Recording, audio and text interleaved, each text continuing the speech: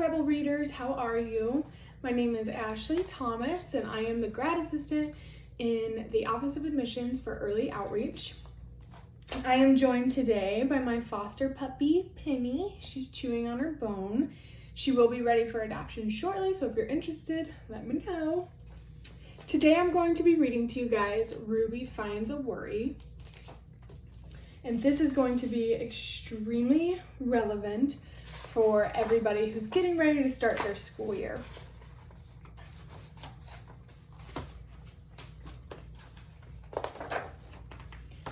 Ruby loved being Ruby.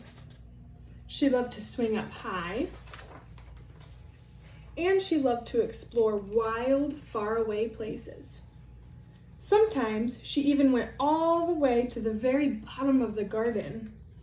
Ruby was perfectly happy until one day she discovered a worry. It wasn't a very big worry. In fact, it was so small that at first Ruby hardly noticed it. But then the worry started to grow. Each day it got a little bit bigger. It just wouldn't leave her alone.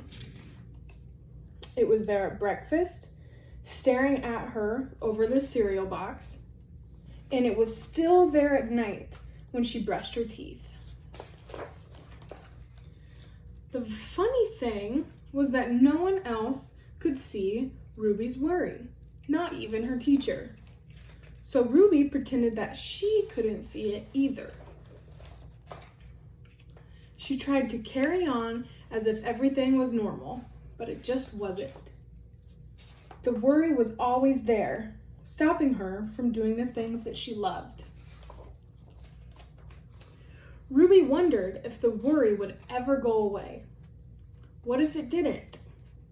What if it stayed with her for forever?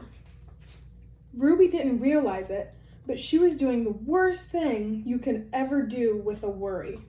She was worrying about it. Now, the worry was enormous. It could hardly fit in the kitchen at dinner time. It filled up half the school bus. And it took up whole rows at the movie theater. The worry became the only thing that Ruby could think about, and it seemed like she would never feel happy again. Then, one day, something unexpected happened. Ruby noticed a boy sitting alone at the park. He looked how she felt, sad. And then she noticed something else, something hovering next to him. Could it be a worry? It was. Ruby realized that she wasn't the only person with a worry after all. Other people had them too. She asked the boy what was on his mind, and as he told her, the strangest thing happened. His worry began to shrink. Then Ruby did the best thing you could ever do if you have a worry. She talked about it. As the words tumbled out, Ruby's worry began to shrink until it was barely there at all. Soon, both of their worries were gone. Finally, Ruby felt like herself again. Of course, that wasn't the last time she ever had a worry. Everyone gets them from time to time. But now that she knew how to get rid of them, they never hung around for long. The end.